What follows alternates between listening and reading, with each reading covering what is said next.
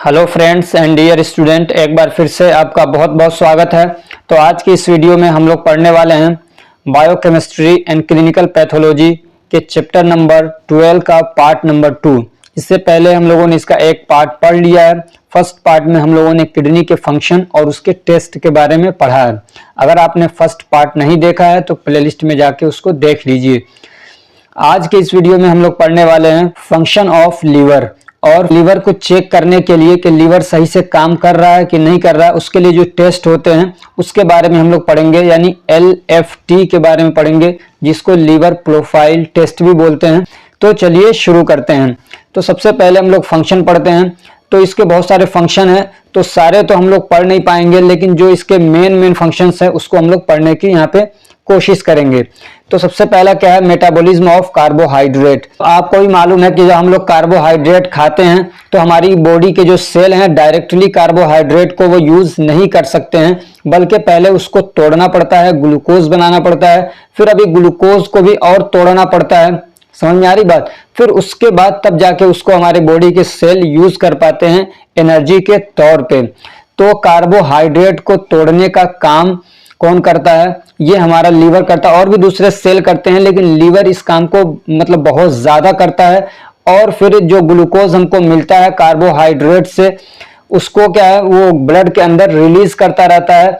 और अगर हमारे ब्लड के अंदर ग्लूकोज का लेवल हाई होता है यानी सफिशिएंट अमाउंट में होता है, तो फिर अब जो कार्बोहाइड्रेट से ग्लूकोज बन रहा है, लीवर उसको ब्लड के अंदर रिलीज नहीं करता है, बल्कि उस ग्लूकोज को ग्लाइकोजन बनाता है और ग्लाइकोजन के फॉर्म में उसको स्टोर कर लेता है। फिर जब बॉडी को जरूरत पड़ती है तो फिर उसको ग्लाइकोजन को ग्लूकोज बना के ब्लड के अंदर रिलीज करता रहता है। ये एक फंक्शन है लीवर का, ठीक है। दूसरा इसका फंक्शन है metabolism of protein and lipids. मान लीजिए आप नॉर्मली खाना खा रहे हैं, आपको ग्लूकोज मिलता जा रहा है, और अगर मान लीजिए आपने खाना नहीं खाया किसी एक टाइम, और या कोई ज्यादा काम किया, आपको और ज्यादा ग्लूकोज की जरूरत पड़ी, तो ग्लाइकोजन से मिल जाता है। लेकिन मान लीजिए ग्लाइकोजन भी खत्म हो गया, तो अब आपने और आप खाना भी नहीं खा रहे हैं, तो फिर अब हमारी बॉडी क्या करती है, बल्कि हमारा लीवर क्या करता है, जो हमारे बॉडी के अंदर फैट है, जो प्रोटीन है, उसको तोड़ तोड़ के उससे ग्लूकोज बनाना शुरू कर देती है, जिसको हम लोग ग्लूकोनियोजेनेसिस बोलते हैं। ये भी एक फंक्शन है किसका, लीवर का। ये काम कौन करता है, लीवर करता है, कि मतलब अदर देन कार्बोहाइड्रेट से ग्लूकोज बनाता है, ठीक है ना, यानी फैट से और लिपिड से ग्लूकोज बनाता है। तीसरा इसका फंक्शन क्या है, डिटॉक्सिफिकेशन। ये भी आप बहुत पहले से पढ़ते आ रहे हैं कि जैसे कि मान लीजिए कोई आदमी टॉक्सिक चीज खा लेता है, जैसे कि मान लीजिए शराब है, अल्कोहल है, या दवा है, या जैसे कि मान लीजिए स्टेरॉइड हार्मोन, ये भी काफी डेंजरस होते हैं। तो ये जब हमारी बॉडी के अंदर मान लीजिए इसको इंजेक्ट किया गया, तो फिर क्या करता है, जो हमारा लीवर है, तो हमारा लीवर क्या करता है, उसको डिटॉक्सिफाई करता है, यानी जो उसकी टॉक्सिसिटी है उसको कम कर देता है। समझ में आ रही बात? उसकी टॉक्सिसिटी का जो क्या कहते हैं लेवल है या जो डिग्री है उसको कम कर देता है, ताकि दूसरे जो हमारी बॉडी के सेल हैं वो डैमेज न हो।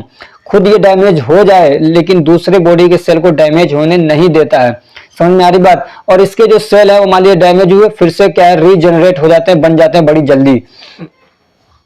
और इसका काम क्या है, तो ये स्टोरेज का काम करता है। लीवर क्या ग्लाइकोजन को स्टोर करता है। ऐसे ही क्या है, जो फैट सोलुबल विटामिन होते हैं, यानी कीड़ा, KEDA, ठीक है ना, ये जो चारों विटामिन हैं उसको, और विटामिन B12 को भी ये स्टोर करके अपने अंदर रखता है। ऐसे ही मिनरल्स को भी क्या है, ये स्टोर करता है हमारा लीवर, जैसे कि आयरन हो गया और कॉपर को, ठीक है। और इसका एक फंक्शन है फेगोसाइटोसिस। फेगोसाइटोसिस एक ये पूरा प्रोसेस होता है, जैसे कि मान लीजिए ये एक सेल है, लाइसोसोम है, तो अब वो क्या करता है, मान लीजिए कोई बैक्टीरिया आया तो उसको अपने अंदर ले लेगा, डाइजेस्ट कर देगा और वेस्ट के तौर पे बाहर निकाल देगा। ऐसे ही लीवर के जो सेल हैं, तो ऐसे क्या लीवर का भी एक काम है फेगोसाइटोसिस का। जो RBCs हमारे WBCs जब एजेड हो जाते हैं, यानी समझिए उनकी डेथ हो जाती है, अब जैसे इसकी एक लाइफ होती है कितना, 120 दिन, ठीक है ना। तो जब ये 120 दिन का हो गया तो अब ये एजेड हो गया, बूढ़ा हो गया, ठीक है। तो अब इसको क्या करता है, लीवर ब्लड में से निकाल लेता है, ठीक। और ऐसे ही WBC भी जब उसकी डेथ हो जाती है, जब एजेड हो जाता है, तो उसको क्या है, ब्लड में से निकाल लेता है। ऐसे कुछ बैक्टीरिया वगैरह भी हैं, उनको भी क्या करता है, वो खींच लेता है। फिर क्या करता है, वो उसको फेगोसाइटोसिस के प्रोसेस से गुजारता है, यानी समझिए उसको क्या कहते हैं, डाइजेस्ट कर देता है एक तरीके से, ठीक है ना। और जो लीवर के, और ये काम कौन करता है, लीवर के एक स्पेशल टाइप के सेल होते हैं जिसको कुफर सेल बोलते हैं हम लोग, तो वो इस काम को करते हैं और फिर इनको क्या करते हैं, डिस्ट्रॉय कर देते हैं। ठीक, और इसका काम क्या है, फॉर्मेशन ऑफ यूरिया, ये यूरिया बनाता है। अब जैसे कि मान लीजिए प्रोटीन है, प्रोटीन को तोड़ के जब ग्लूकोज बनाया जाता है तो वहां पे अमोनिया निकलता है। समझ में आ रही बात, ammonia is obtained during metabolism of protein. ठीक है ना, प्रोटीन को जब मेटाबोलाइज किया जाता है तो वहां पे अमोनिया रिलीज होता है जो कि बहुत ज्यादा टॉक्सिक होता है हमारी बॉडी के लिए। तो लीवर क्या करता है, उसको कन्वर्ट कर देता है यूरिया के अंदर। क्या करता है, यूरिया के अंदर उसको कन्वर्ट कर देता है। तो अब ये जो यूरिया है ये बहुत ज्यादा टॉक्सिक नहीं होता, ये भी टॉक्सिक होता है लेकिन बहुत ज्यादा नहीं होता है, यानी इसके मुकाबले में कम होता है, अमोनिया के मुकाबले में कम टॉक्सिक होता है। जो हमारा यूरिन होता है वो क्या होता है, उसमें यूरिया मतलब बहुत ज्यादा अमाउंट में होता है, लेकिन जब बहुत देर तक आपके वो क्या कहते हैं यूरिनरी ब्लैडर के अंदर वो रहता है तो फिर से वो क्या है, अमोनिया बन जाता है। इसलिए कहते हैं कि आपको पेशाब लगे तो आपको जाके पास आउट कर लेना चाहिए। अगर बहुत देर तक उसको रोक के रखते हैं तो फिर जो ये यूरिया है ना वो अमोनिया में कन्वर्ट हो जाता है। समझ में आ रही बात, तो इसलिए अमोनिया क्या है, बहुत ज्यादा टॉक्सिक होता है, तो इसलिए अगर आपको पेशाब लगे तो जल्दी से जाके कर लेना चाहिए, बहुत देर तक रोक के नहीं रखना चाहिए। ऐसे क्या, formation of RBC in fetal life, ऐसे जो बच्चा माँ के पेट में होता है और अभी उसके बोन मैरो डेवलप नहीं हुए हैं तो फिर आरबीसी का प्रोडक्शन कहाँ पे होता है, तो वो लीवर के अंदर होता है। ऐसे इसका फंक्शन क्या है, destruction of aged RBCs and formation of bile pigment. अभी आपने पढ़ा ना, ये जो आरबीसीज हैं जो एज्ड हो गए हैं तो उनको क्या करता है, ये उनको डिस्ट्रॉय करता है और उसके अंदर जो हीम होता है, समझ में आ रही बात, क्योंकि आरबीसी के अंदर हेमोग्लोबिन होता है तो उसके अंदर जो हीम होता है या समझिए जो आयरन से मिला हुआ एक प्रोटीन होता है, उस हीम को क्या करता है, उस हीम से वो बाइल पिगमेंट बनाता है। और क्या, फॉर्मेशन ऑफ प्लाज्मा प्रोटीन, ऐसे ही हमारे ब्लड के प्लाज्मा के अंदर बहुत सारे प्रोटीन होते हैं जैसे कि albumin, globulin, prothrombin, fibrinogen etcetera, तो इन सब का फॉर्मेशन कौन करता है, लीवर करता है। इसके अलावा क्या, बहुत सारे एंजाइम वगैरह भी हमारा लीवर बनाता है।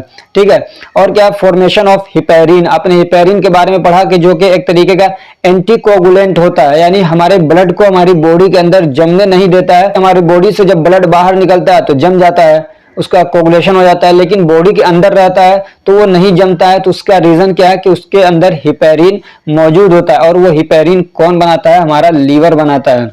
अगर लीवर डैमेज हो गया तो पता चलेगा कि आदमी का जो ब्लड है वो भी अंदर अंदर ये जम गया, पता चल जाएगा जाके ब्रेन में कहीं जम गया, हमारे हार्ट की जो आर्टरीज है उसमें जाके जम गया, क्योंकि क्या है वो गाढ़ा हो जाएगा, थक्का जम जाएगा, हिपेरिन जब नहीं रहेगा उसके अंदर। तो ये क्या थे आपके लीवर के कुछ फंक्शन थे। यहाँ पे 10 पॉइंट हमने बता दिए, मेरे हिसाब से एग्जाम के पॉइंट ऑफ व्यू से ये काफी हैं कि अब आपको पढ़ना है लीवर को चेक करने के लिए कुछ टेस्ट के लीवर अपना काम सही से कर रहा है कि नहीं कर रहा है। तो इसको मैं अब यहाँ पे अलग दोबारा से नहीं पढ़ाऊंगा, जो मैंने हॉस्पिटल एंड क्लिनिकल फार्मेसी के चैप्टर नंबर 9 के अंदर पढ़ा रखा है उसको यहाँ पे मैं जोड़ दूंगा, आप उसको देख लीजिएगा। याद रखिएगा ये जो टॉपिक है ना, फंक्शन ऑफ लीवर और इसके जो क्या कहते हैं और इसके डिसफंक्शन को चेक करने के लिए रूटीनली जो टेस्ट होते हैं, इसके बारे में क्वेश्चन आएगा, या तो ये वाला आएगा या तो किडनी वाला आएगा। मैं बार बार कह रहा हूं, इसको तैयार कर लेना आप लोग, ठीक है। में हम लोग पढ़ने वाले हैं लीवर फंक्शन टेस्ट, और ये टेस्ट काफ़ी ज़्यादा कराया जाता है और काफ़ी फेमस भी है, जिसको LFT टेस्ट भी बोलते हैं। तो चलिए उसी को आज हम लोग डिटेल से पढ़ने वाले हैं। तो कई सारी चीज़ें इसके अंदर हम लोग देखेंगे। तो आपको मालूम है कि जो हमारा लीवर है वो बहुत सारे काम करता है। क्या है, जो हमारा लीवर है वो बहुत सारे अलग अलग काम करता है। तो अब उनके हर एक काम के लिए टेस्ट हो सकता है, लेकिन हम वो सारे टेस्ट नहीं पढ़ेंगे, बल्कि कुछ टेस्ट ऐसे होते हैं जो मतलब क्या कहते हैं कॉमनली होते रहते हैं और बहुत ज़्यादा होते हैं। उन्हीं टेस्टों से ये अंदाज़ा लगा लिया जाता है कि जो लीवर है वो अपना काम कर रहा है या नहीं कर रहा है। समझ में आ रही बात, यानी कि जो लीवर है वो बहुत सारी चीज़ों को मेटाबॉलिज्म करता है, यानी बहुत सारी चीज़ों को बनाता भी है और बहुत सारी चीज़ों को तोड़ता भी है। तो उन्हीं चीज़ों को हम लोग क्या है ब्लड का सैंपल लेके चेक करते हैं कि लीवर अपना काम सही से कर रहा है कि नहीं कर रहा है। तो liver function test is perform to estimate the dysfunction of liver. Several tests are performed under liver function test. ये कह रहे जो लीवर फंक्शन टेस्ट है इसके अंदर बहुत सारे क्या है अलग अलग टाइप के टेस्ट होते हैं। और ये टेस्ट किस लिए करते हैं हम लोग, तो लीवर के डिसफंक्शन को चेक करने के लिए, या ये भी कह सकते हैं कि लीवर के फंक्शन को चेक करने के लिए कि लीवर अपना काम सही से कर रहा है या नहीं कर रहा है, या तो ये कि लीवर के अंदर कोई डैमेज है, कोई खराबी है, तो उसको चेक करने के लिए हम लोग लीवर फंक्शन टेस्ट करते हैं। अब क्या क्या इसमें चेकअप होते हैं, तो बहुत सारे हैं, लेकिन कुछ हम लोग पढ़ने वाले हैं। तो हम लोग एक पढ़ेंगे सीरम बिलिरुबिन या सीरम प्लाज्मा प्रोटीन। एक टेस्ट क्या करेंगे कि जो हमारा ब्लड है उसके अंदर बिलिरुबिन की मात्रा कितनी है, या तो जो हमारा प्लाज्मा है उसके अंदर क्या कहते हैं प्रोटीन की मात्रा कितनी है, जैसे कि एल्ब्यूमिन हो गया, ग्लोबुलिन हो गया, ये प्रोटीन्स होते हैं जो लीवर बनाता है, तो हम लोग उसको देखते हैं।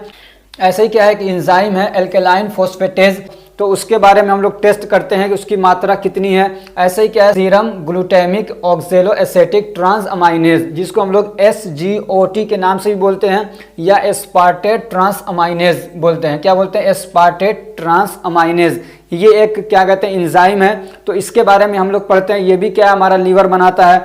ऐसे ही क्या है सीरम ग्लूटामेट पाइरुवेट ट्रांसअमाइनेज, ये भी एक एंजाइम है जो हमारा लीवर बनाता है। तो ये सारी चीज़ों को हम लोग देखते हैं। अगर ये अपनी क्या है नॉर्मल रेंज में है तो इसका मतलब क्या है जो लीवर है अपना काम पूरी तरीके से कर रहा है। अगर ये नॉर्मल रेंज में नहीं है तो इसका मतलब क्या है लीवर अपना काम सही से नहीं कर पा रहा, उसके अंदर कुछ प्रॉब्लम है कि इनकी क्वांटिटी बढ़ रही है या घट रही है। ठीक है, चाहे घटे या बढ़े, दोनों में लीवर में प्रॉब्लम हो सकता है।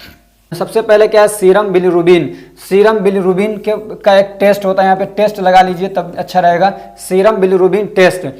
अब ये जो क्या कहते हैं बिलिरुबिन है, यानी सीरम जो है, सीरम का मतलब समझिए हमारा जो ब्लड का प्लाज्मा है, या ये भी कह सकते हैं कि ब्लड बिलिरुबिन, यानी ब्लड के अंदर जो बिलिरुबिन होती है उसका हम लोग टेस्ट करते हैं। अब ये बिलिरुबिन क्या होता है, तो जो हमारा हेमोग्लोबिन होता है, या आप ये भी कह सकते हैं कि जो हमारे RBCs टूटते हैं तो उन्हीं को फिर क्या है बिलिरुबिन बना दिया जाता है। बिलिरुबिन एक तरीके का पिगमेंट होता है। ठीक है, जैसे कि आदमी जो डेफिकेशन करता है, टट्टी करता है, उसके अंदर पीला पीला सा रंग जो आता है, खा रहा है कुछ और लेकिन पीला पीला रंग क्यों आता है, तो इसी बिलिरुबिन की वजह से आता है। तो ये क्या है, ये पिगमेंट होता है जो हमारे बाइल जूस के अंदर पाया जाता है। ठीक है, बाइल जूस के अंदर पिगमेंट होता है। ये कौन बनाता है, तो ये लीवर बनाता है। यानी जो भी हमारा क्या कहते हैं RBCs टूटते हैं, ठीक है, RBCs टूटते रहते हैं, नए बनते रहते हैं, तो जो भी RBCs टूटते हैं उन्हीं से फिर क्या है बिलिरुबिन बनाया जाता है। कौन बनाता है, लीवर बनाता है। ठीक है, यही बिलिरुबिन अगर बहुत ज़्यादा हो जाता है तो फिर क्या होगा, जॉन्डिस वगैरह होने लगता है। ठीक है, अगर कम हो जाता है तो बहुत सारी समझिए उससे दिक्कतें क्रिएट होती हैं। अब ये जो बिलिरुबिन है ना, ये बिलिरुबिन दो तरीके का होता है, एक होता है इनडायरेक्ट और एक होता है डायरेक्ट।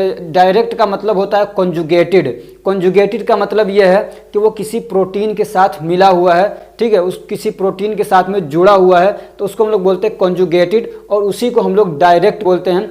डायरेक्ट इसलिए बोलते हैं कि ये जिस रिएजेंट के साथ में काम करता है उससे डायरेक्टली उसके साथ में रिएक्ट करता है। ठीक है, और दूसरा जो होता है इनडायरेक्ट, वो किसी मतलब प्रोटीन के साथ मिला हुआ नहीं होता है तो उसको हम लोग बोलते हैं इनडायरेक्ट। तो इनका नॉर्मल लेवल कितना है, तो ये होते हैं 0.3 to 1.3 mg पर डेसीलीटर। ठीक है, 0.3 to 1.3 mg पर डेसीलीटर जो इनडायरेक्ट बिलिरुबिन है, और जो डायरेक्ट बिलिरुबिन है वो कितना होता है 0.1 to 0.4 mg पर डेसीलीटर। ठीक है, अब ये आप कह रहे होंगे ये कैसे याद करेंगे, सारा हर एक में अलग अलग रेंज है, तो ये याद वाद नहीं होगा, समझ रहे हैं। अगर आप मतलब बहुत ज़्यादा मेहनत कर रहे हैं, एक्स्ट्रा मेहनत कर रहे हैं तो आपको याद हो जाएगा, वरना ये रेंज आपको याद नहीं रहेगा। सिर्फ इसकी जो मोटी मोटी बातें हैं ना, ये जो मोटी मोटी बातें हैं वो याद कर लीजिए। एक आध नंबर इससे मिस हो जाता है तो मिस हो जाने दीजिए, कोई ऐसी बात नहीं है। इसलिए कि जब आपके पास रिपोर्ट आता है तो उसमें सब कुछ लिखा रहता है। जब आप टेस्ट करवाएंगे या कोई करवाता है तो रिपोर्ट जो बन के आती है उसके अंदर नॉर्मल रेंज भी लिखा रहता है, और करेंटली अभी क्या कहते हैं लेवल क्या है वो भी लिखा रहता है उसके अंदर। तो इसलिए अगर आपको याद नहीं हो रहा है तो बहुत ज़्यादा परेशान होने की ज़रूरत नहीं है, इसलिए कि ये रेंज रिपोर्टों के अंदर लिखा हुआ रहता है। सिर्फ ये कि आपके एग्ज़ाम में अगर पूछता है तो एक आध दो नंबर का आएगा, इससे कोई इतना मतलब फ़र्क नहीं पड़ता है। लेकिन सिर्फ इसके जो क्या है, ये महत्व इसका क्या है, कैसे ये काम करता है नहीं करता है, इसको अच्छे से समझ लीजिए, ये याद कर सकते हैं आप। ठीक, अब इसका सिग्निफिकेंस क्या है, अगर ये क्या है हाई लेवल में है, यानी इसका अगर ये हाई लेवल में है यानी बहुत ज़्यादा नॉर्मल रेंज से ज़्यादा आ रहा है ये, तो इसका मतलब क्या है कि हेमोलाइसिस हो रहा है। हेमोलाइसिस का मतलब ये है कि जो हमारे आरबीसीज हैं वो बहुत ज़्यादा टूट रहे हैं, वो किसी भी रीज़न से, कोई दवा खाने की वजह से या ऑटो इम्यून डिसऑर्डर की वजह से, किसी भी वजह से वो बहुत ज़्यादा जब टूटते हैं, बहुत ज़्यादा उनका ब्रेक डाउन होता है, तो उसको बोलते हैं हेमोलाइसिस हो रहा है। तो अभी क्या होगा, बहुत ज़्यादा बिलिरुबिन बनेगा। या तो फिर क्या हो सकता है जॉन्डिस, जॉन्डिस जब होता है यानी लीवर में प्रॉब्लम होता है तो वो क्या करता है ज्यादा से ज्यादा बिलिरुबिन बनाने लगता है। समझ में आ रही बात, ज्यादा से ज्यादा क्या करता है बिलिरुबिन बनाने लगता है। तो फिर देखते हैं आंखों में पीला पीला सा नजर आता है, हाथ पीले पीले से नजर आते हैं, तो वो क्या होता है जॉन्डिस होता है। तो उसमें होता क्या है कि बिलिरुबिन की मात्रा बढ़ जाती है। दूसरा जो टेस्ट होता है लीवर के फंक्शन को टेस्ट करने के लिए, तो इसमें क्या हमको पता चला कि अगर इसका नॉर्मल रेंज से बढ़ा हुआ है तो इसका मतलब क्या है कि लीवर के अंदर प्रॉब्लम है। अगर कम हो रहा है तब भी क्या है लीवर के अंदर प्रॉब्लम है, बढ़ा हुआ है तब भी क्या है लीवर के अंदर प्रॉब्लम है। दूसरा क्या है सीरम या तो फिर प्लाज्मा भी कह सकते हैं, प्लाज्मा प्रोटीन या सीरम प्रोटीन, तो इसको भी देखा जाता है। और ये जो प्रोटीन है जैसे कि एल्ब्यूमिन्स और ग्लोब्युलिन्स, तो ये कौन बनाता है, ये दोनों प्रोटीन है जो कि हमारा लीवर बनाता है, और यही दोनों प्रोटीन सबसे ज़्यादा मात्रा में हमारे ब्लड के अंदर पाए जाते हैं। ठीक है, कौन से एल्ब्यूमिन्स और ग्लोब्युलिन्स, ये क्या सबसे ज़्यादा मात्रा में हमारे बॉडी के अंदर, हमारे ब्लड के अंदर पाए जाते हैं। और इनको कौन बनाता है, कौन प्रोड्यूस करता है, तो लीवर करता है। तो हम लोग जब क्या कहते हैं ब्लड का सैंपल लेके उसके अंदर हम लोग इसका चेक करेंगे, तो अगर ये नॉर्मल रेंज में है इसका मतलब ये कि लीवर अपना काम सही से कर रहा है, और अगर ये सही से प्रोड्यूस नहीं हो रहा है जिसका मतलब लीवर के सेल में कुछ डैमेज है, कुछ खराबी है, कुछ प्रॉब्लम्स है कि वो अपना काम सही से नहीं कर पा रहा है। तो इसका नॉर्मल लेवल यहाँ पे है, देख लीजिएगा। ठीक है, अब इसको ये याद तो हो नहीं पाएगा एक बार में सब।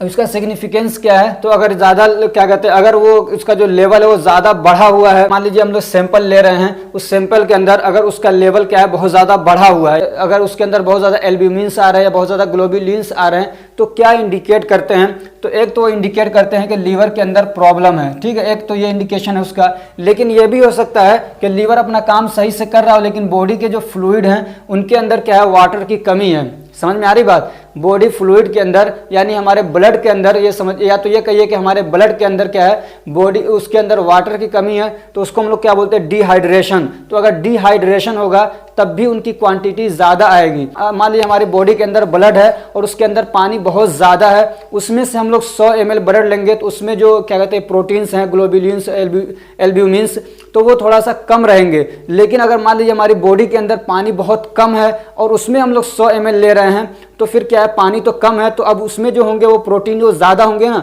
अब इसमें ये नहीं कहेंगे कि लीवर का फंक्शन क्या है डिस्टर्ब हो गया है, बल्कि वहाँ पे दिक्कत कुछ और है। क्या कहते हैं जो नॉर्मल रेंज है इन प्रोटीन का अगर वो कम ज़्यादा होता है तो आप डायरेक्टली ये नहीं कह सकते हैं कि इसको क्या है लीवर की दिक्कत है, लीवर में प्रॉब्लम है, बल्कि और भी पैरामीटर्स वगैरह देखे जाते हैं तब जाके आप कह सकते हैं। वरना तो हो सकता है कि डिहाइड्रेशन की वजह से उनका जो क्या कहते हैं लेवल है वो नॉर्मल लेवल से ज़्यादा हो रहा है। ठीक है, जो ये क्या कहते हैं प्रोटीन्स हैं अगर इनका लेवल डिक्रीज हो रहा है नॉर्मल लेवल से, तो क्या इंडिकेट करते हैं, तो ये भी कर सकते हैं। तो उसका एक मतलब ये भी हो सकता है कि इस आदमी को क्या है एडिमा है।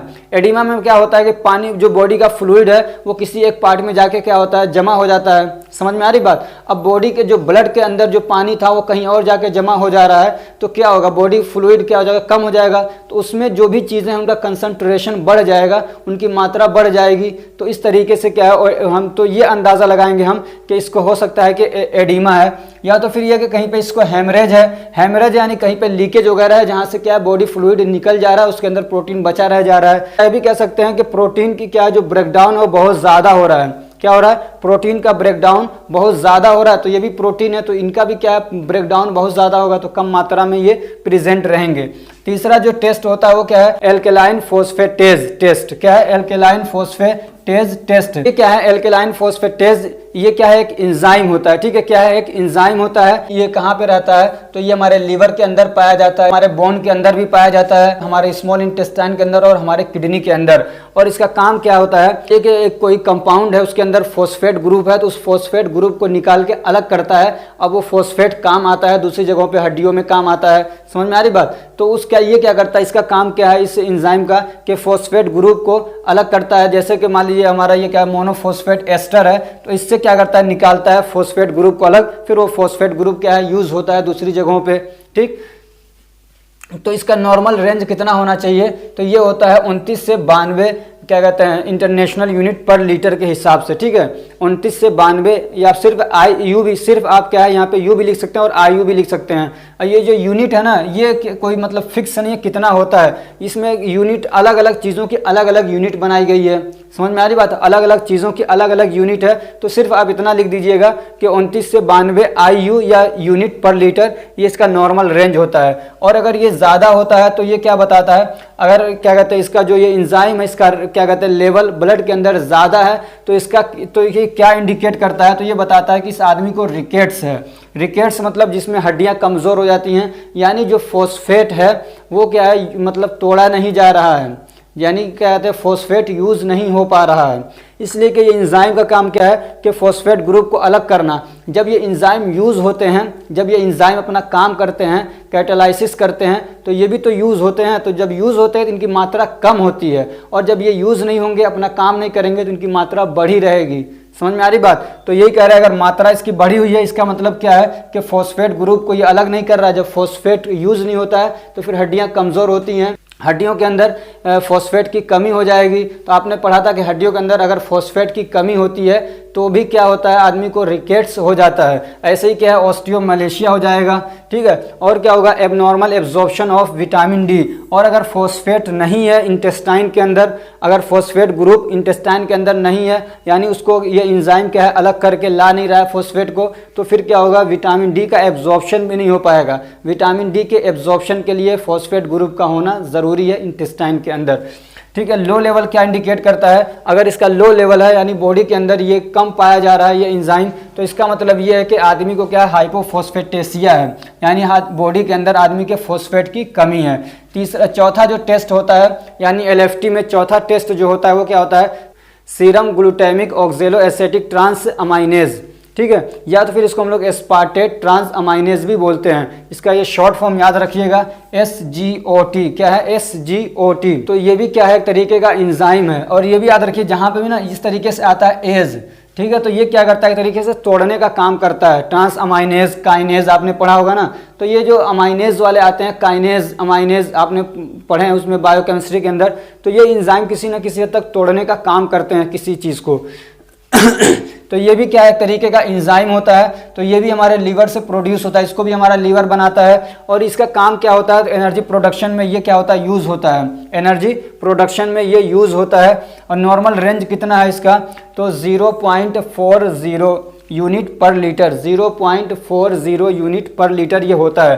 इसका सिग्निफिकेंस क्या है, तो अगर इसका लेवल बढ़ा हुआ है तो इसका मतलब ये है कि जो हमारा ये लीवर है वो इसको यूज़ नहीं कर पा रहा है। समझ में आ रही बात? अब सिर्फ लीवर ही इसको यूज़ नहीं करता, और भी दूसरे क्या कहते हैं ऑर्गन हमारे यूज़ करते हैं, जैसे हार्ट हो गया, किडनी, जैसे कि हमारा हार्ट हो गया, किडनी हो गए, वो भी इसको यूज़ करते हैं। और लीवर भी इसको यूज़ करता है एनर्जी प्रोडक्शन में। तो अगर इसका लेवल बढ़ा हुआ है तो किसी न किसी हद तक हम ये भी अंदाज़ा लगा सकते हैं, एक एस्टिमेट कर सकते हैं कि लग रहा है कि हमारे लीवर के अंदर भी क्या है कुछ डैमेज है, क्योंकि जो लीवर का साइज़ वो काफ़ी बड़ा है और काफ़ी मात्रा में इसको यूज़ करता है। तो अगर ये यूज़ नहीं कर पा रहा है तो उसका क्या कहते हैं इंजाइम का जो लेवल हमारे ब्लड के अंदर बढ़ जाता है। तो हम ये अंदाज़ा लगाते हैं कि लग रहा है इसको हेपेटाइटिस हो गया है या सिरोसिस हो गया, यानी सेल डैमेज हो रहे हैं इस लीवर के।